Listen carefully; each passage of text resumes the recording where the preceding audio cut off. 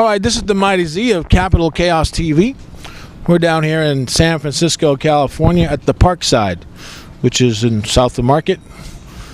Like I said, in San Francisco, we're about to have a chat with a good friend of mine from 3 Inches of Blood, asking some questions, and hopefully we'll get some serious answers.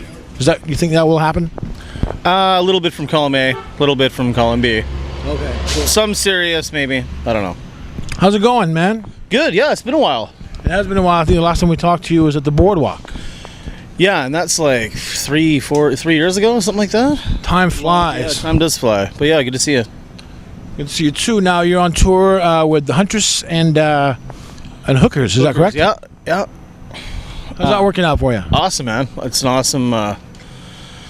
awesome just bill. You know, like each band has its own thing going on, but it's all very, high energy stuff. A lot like that.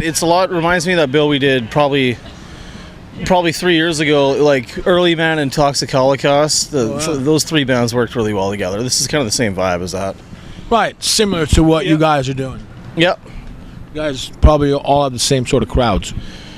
We share fans for sure. Everyone's got their own crowd, but that's the beauty of the package tour. You make new fans from other bands' fans, and everyone's a winner. You can only hope. Yeah.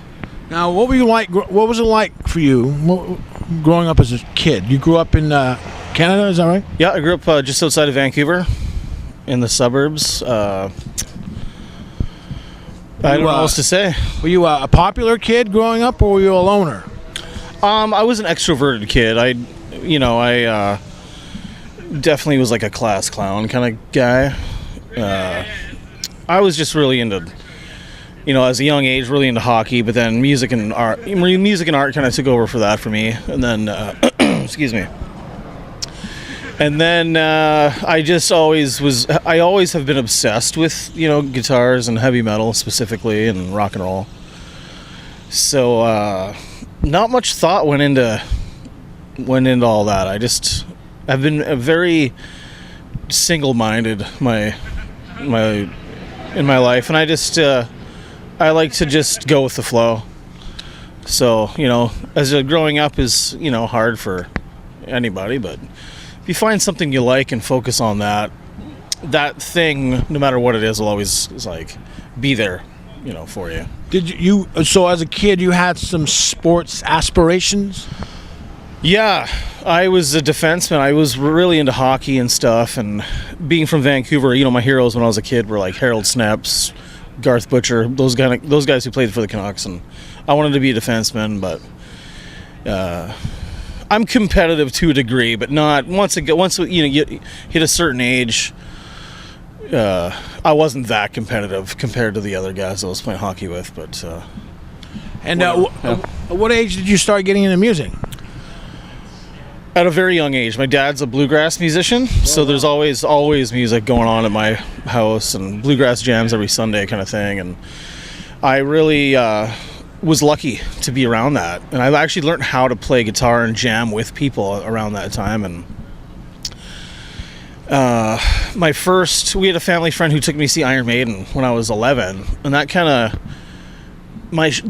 that shifted my whole world. It was unbelievable. And then my uncle, another big positive guy in my life, took me to see AC/DC the next year for Blow Up Your Video tour. Wow. Yeah. So that was pretty much it for me.